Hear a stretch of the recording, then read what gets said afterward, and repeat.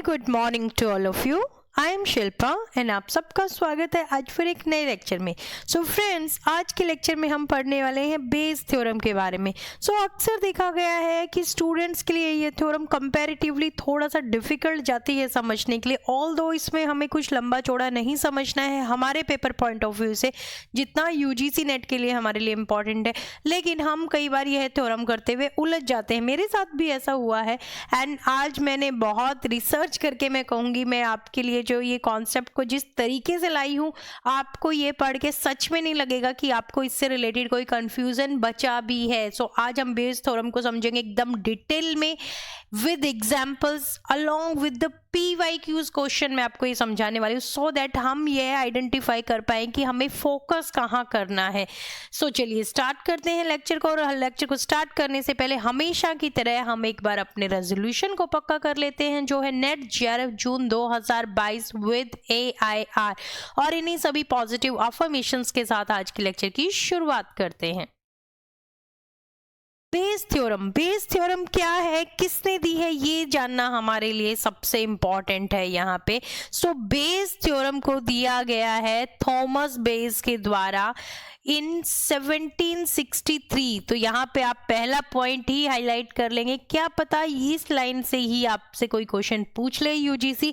हमें पता होना चाहिए कि बेस थ्योरम को किसने दिया है। Bayes theorem was given by Thomas base in 1963, जिनके नाम पे इस थ्योरम का नाम बेस थ्योरम रखा गया है। ये क्या है? This is a mathematical formula which is used to determine the conditional probability of the given event। यहाँ पे ये क्या बताती है, ये एक फॉर्मूला है जिसके थ्रू हम कैलकुलेट करते हैं किसी भी इवेंट्स की कंडीशनल प्रोबेबिलिटी। कंडीशनल प्रोबेबिलिटी हमें थोड़ा बहुत बेसिक पता होना चाहिए क्या होती है। बेसिकली क्या होता है कि आपको दो इवेंट दिए होते हैं, आपको एक इवेंट की प्रोबेबिलिटी देके दूसरे इवेंट की प्रोबेबिलिटी जब बतानी होती है कि इवेंट ए है और इवेंट बी है, अगर इवेंट बी अकर हो चुका है तो इवेंट ए के अकर होने की क्या प्रोबेबिलिटी है। जब इस तरह का क्वेश्चन होता है तो ये होता है कंडीशनल प्रोबेबिलिटी। हम समझेंगे कंडीशनल प्रोबेबिलिटी और बेस थ्योरम ये दोनों सिमिलर नहीं है फ्रेंड्स। ऑल्दो बेस थ्योरम में कंडीशनल प्रोबेबिलिटी यूज की जाती है, लेकिन ये दोनों सेम नहीं है। इनमें क्या डिफरेंस है ये भी मैं आगे वाली स्लाइड में आपको बताने वाली हूँ। Conditional probability is defined as the likelihood that an event will occur based on the occurrence of a previous outcome. यानी कि ये आपके दो इवेंट है ए और बी। ए के अकर होने की प्रोबेबिलिटी जब पूछी जाती है गिवन दैट बी अकर हो चुका है, ये जो बीच का साइन है, ये जो बीच की स्टैंडिंग लाइन है, ये आपकी रिप्रेजेंट कर रही है कंडीशनल प्रोबेबिलिटी को। आपको इस तरह के सिंबॉलिक वे में भी अपनी स्टडी की तरफ थोड़ा अटेंशन पे करना है कि अगर आपको ये ए और बी के बीच में कोई स्टैंडिंग लाइन दी है इस तरह से, तो this is representing the conditional probability. Next, coming to the Bayes theorem. Bayes theorem describes the probability of occurrence of an event related to any condition। कि कंडीशन के बेस पे ही किसी इवेंट की प्रोबेबिलिटी हम निकाल रहे हैं बेस थ्योरम में। लेकिन बेस थ्योरम और कंडीशनल थ्योरम फिर तो सेम हो गई नहीं। कंडीशनल थ्योरम, चलिए मैं आपको ये एक्सप्लेन कर देती हूँ। कंडीशनल थ्योरम की जब हम बात करेंगे तो हम बात कर रहे हैं एक इवेंट की, और जब हम बेस थ्योरम की बात कर रहे हैं तो हम बात कर रहे हैं नंबर ऑफ इवेंट, या फिर हम बोल सकते हैं कि नंबर ऑफ आपको ऑब्जेक्ट्स जहाँ पे भी दिए हुए मिलेंगे वहां पे आप बात कर रहे हैं बेस थ्योरम की। यहाँ पे n नंबर ऑफ इवेंट आपको गिवन है और यहाँ पे आप बात कर रहे हैं बेस की, और कंडीशन में आपको एक ही इवेंट होगा, single event. Bayes theorem is also known as formula for probability of causes और theorem of inverse probability.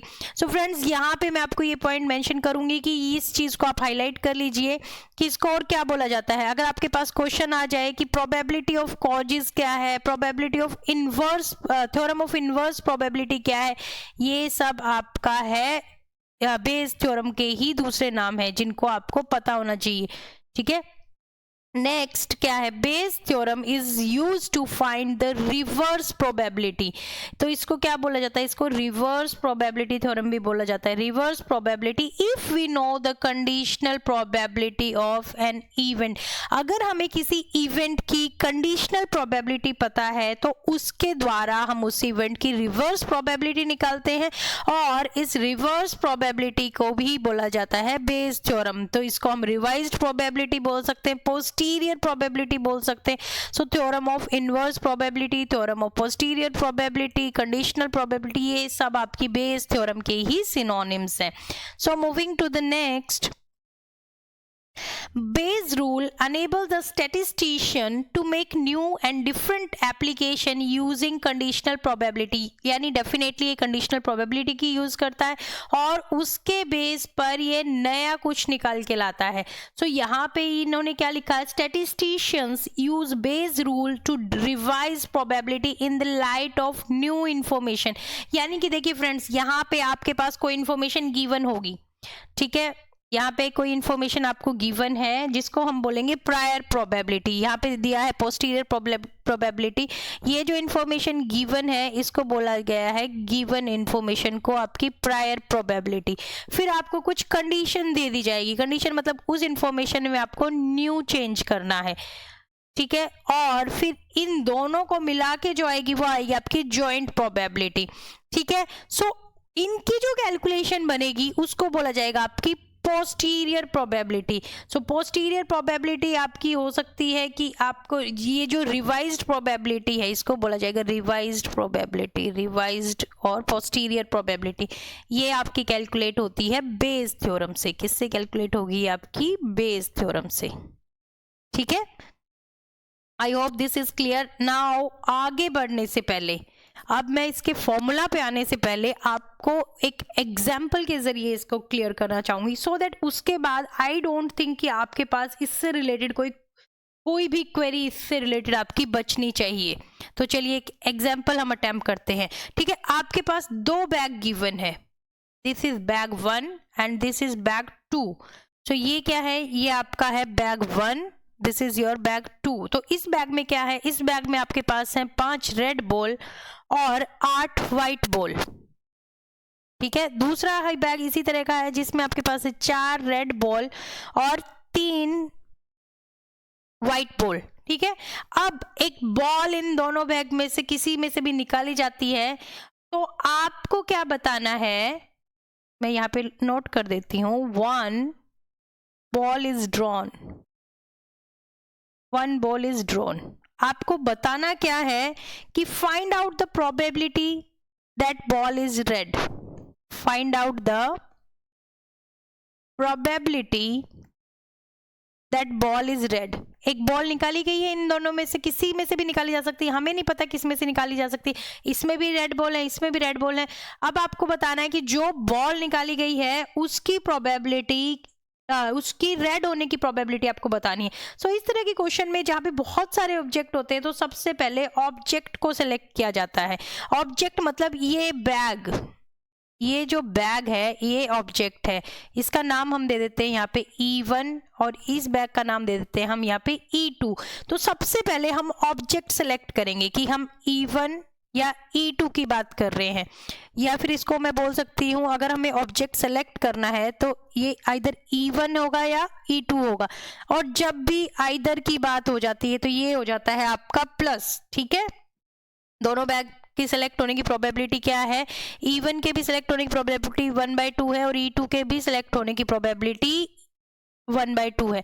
Now अब हमें फाइंड करना है कि ये बॉल जो आई है, बॉल को हम कैसे डिनोट कर लेते हैं, बॉल को हम डिनोट कर लेते हैं A is equal to red colour ball. ठीक है, A is equal to red colour ball. तो आपको अब निकालनी है probability of ball A.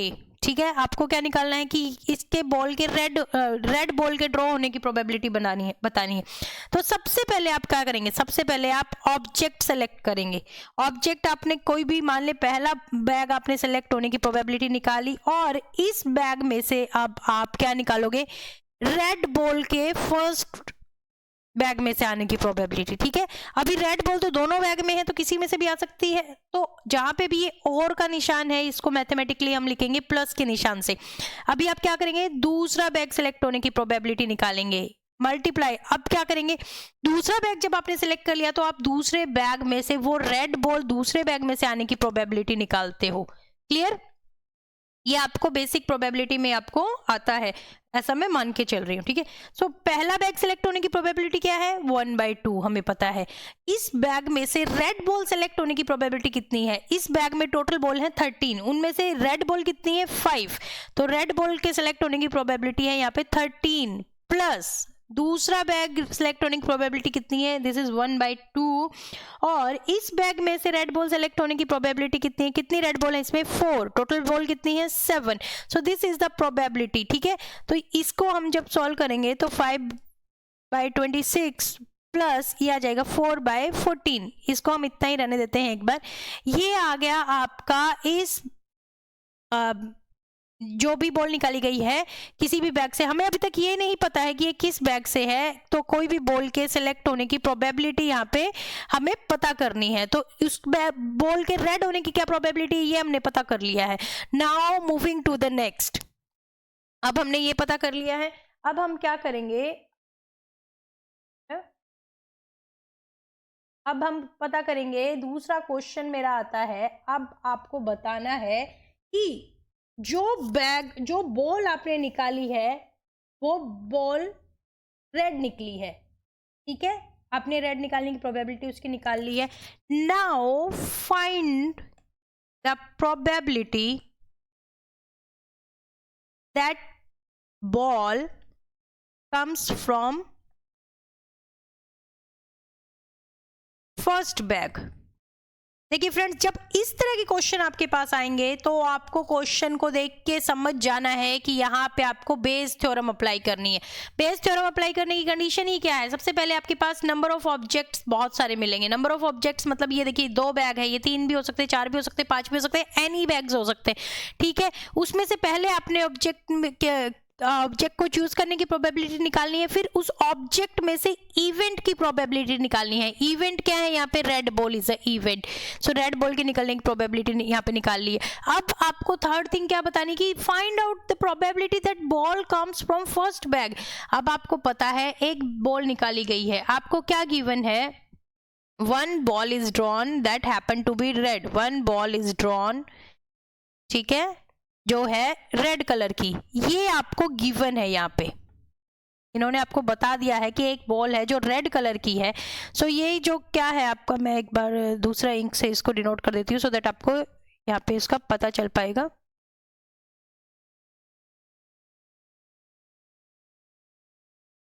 Just a minute,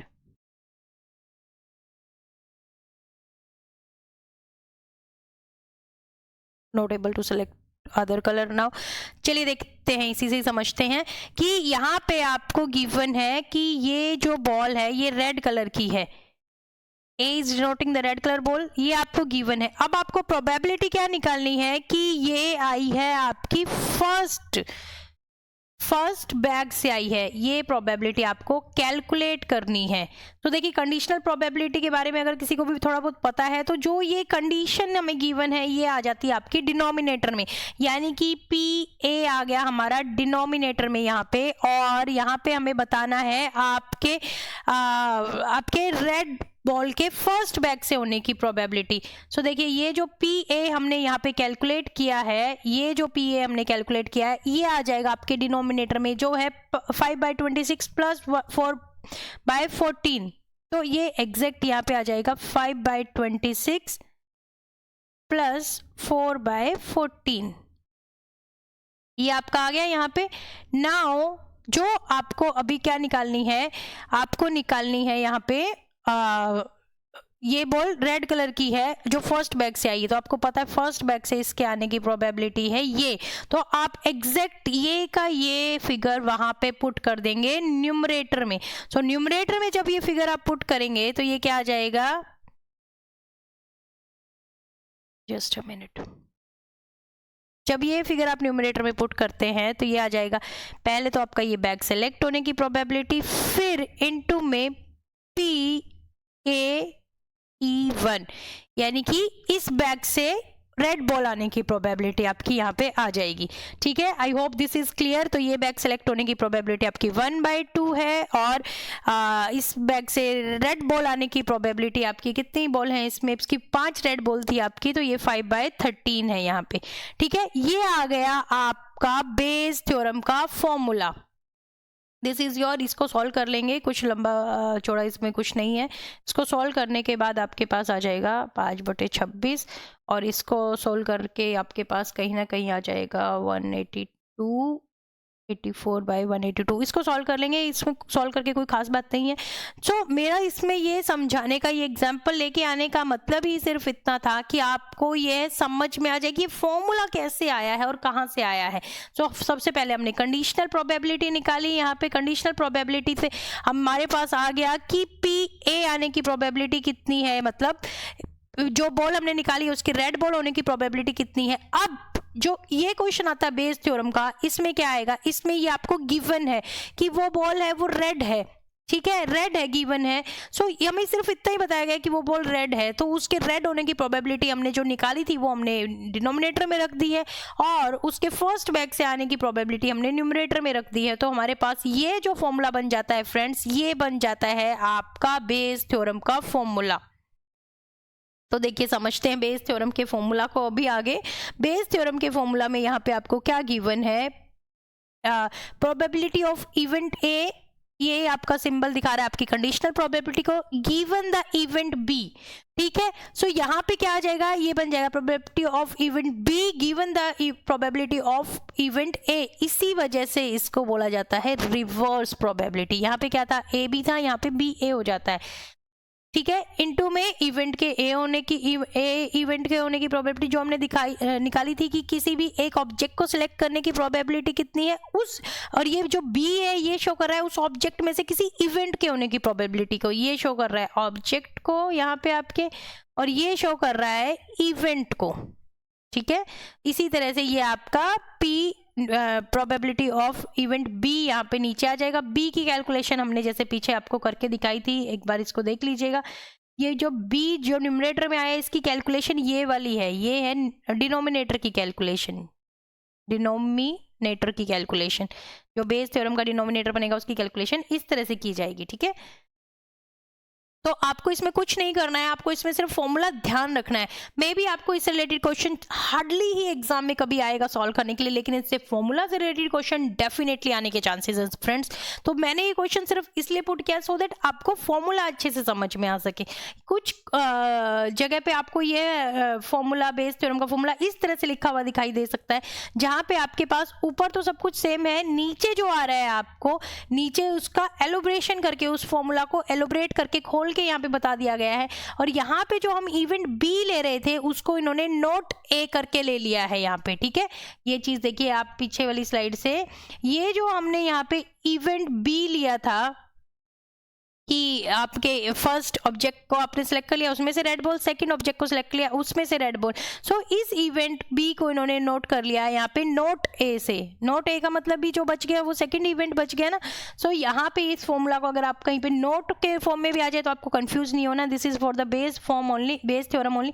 third तरीके से किस तरह से, तीसरे तरीके से यहाँ पे लिखा जा सकता है, यहाँ पे देखिए, यहाँ पे जहाँ पे भी आपके पास ऐसे समीशन एन वगैरह के साइन आ जाएंगे, इसका मतलब ये बात कर रहा है यहाँ पे सीरीज ऑफ इवेंट के बारे में। और जहां पे भी आपने इस तरह का फॉर्मूला देख लिया वहां पे आपको समझ जाना है कि this is the form of Bayes theorem, this is the form of Bayes theorem only. ठीक है, जहां पे भी इस तरह का फॉर्मूला आपको दिखेगा, जहां पे आपको कंडीशनल प्रोबेबिलिटी गिवन है और साथ में आपको इस तरह के समीशन मिल जाएंगे, कहीं पे आपको नंबर ऑफ इवेंट अगर कोई एक्सप्रेस कर रहा है, तो ये है आपका बेस थ्योरम का फॉर्मूला। तो फ्रेंड्स आपको मेन है कि इसके फॉर्मूला पे फोकस करना है यहाँ पे। ठीक है, सो मैंने कुछ यहाँ पे PYQs लिए हैं जिनसे हम लोग देख सकते हैं किस तरह के क्वेश्चन पहले पूछे गए हैं। सो एक सिंपल क्वेश्चन जो हमारी फर्स्ट स्लाइड की फर्स्ट लाइन से ही आ गया है, देखिए यहाँ पे मैंने आपको बोला था इसको मार्क करने के लिए। देखिए पहला ही क्वेश्चन पूछ लिया है कि बेस थ्योरम कब प्रकाशित की गई थी। तो कब प्रकाशित की गई है, it was published in year 7063, so this is become very important here. तो इसी से रिलेटेड इतना स्ट्रेट फॉरवर्ड क्वेश्चन यूजीसी ने यहाँ पे आपसे पूछ लिया है। सेकंड क्वेश्चन से भी आप हैरान होने वाले हैं। सेकंड क्वेश्चन ये तो जस्ट पीवाईक्यू है आपका 2020 का, पीवाईक्यू 2020 है ये। इसमें इन्होंने मैच द फॉलोइंग में यहाँ पे फॉर्मूला देके पूछ लिया है, तो यहाँ पे आप देख के समझ जाएंगे। थ्योरम ऑफ एडिशन आपसे पूछा है। एडिशन की जब आप बात कर रहे हैं तो आपको पता है कि एडिशन कैसे कर रहे हैं आप। मल्टीप्लिकेशन जहाँ पे प्लस का निशान जहाँ पे आ गया वो आ गया आपका एडिशन। तो 1 का आएगा आपका ए का 4 का आपका आएगा 1। तो 4 का आपका 1 कहाँ पे है, यहाँ पे डी का 1। तो इन दोनों में आपका डी का 1 है, ये दोनों कट हो जाते हैं जहाँ पे नहीं। फिर थ्योरम ऑफ मल्टीप्लिकेशन आपको पता है क्या है, यहाँ पे आपका मल्टीप्लिकेशन है 3 में, तो इसमें भी सी में भी 2 है और बी और सी दोनों ही ऑप्शन में 2 है, तो यहाँ पे आ गया आपका कंफ्यूजन। लेकिन अगर आपको पता है बेस थ्योरम और कंडीशनल प्रोबेबिलिटी की फॉर्मूला क्या होता है, सो मैंने आपको क्या बोला था, ये जो निशान यहाँ पे आ गया है, देखिए यहाँ पे जो पहला आपको गिवन है, ये यहाँ पे शायद क्लियरली विजिबल नहीं होगा, ये आपको ऐसा गिवन है फर्स्ट, एक मिनट, हाँ मैं यहाँ पे नोट कर देती हूँ ये।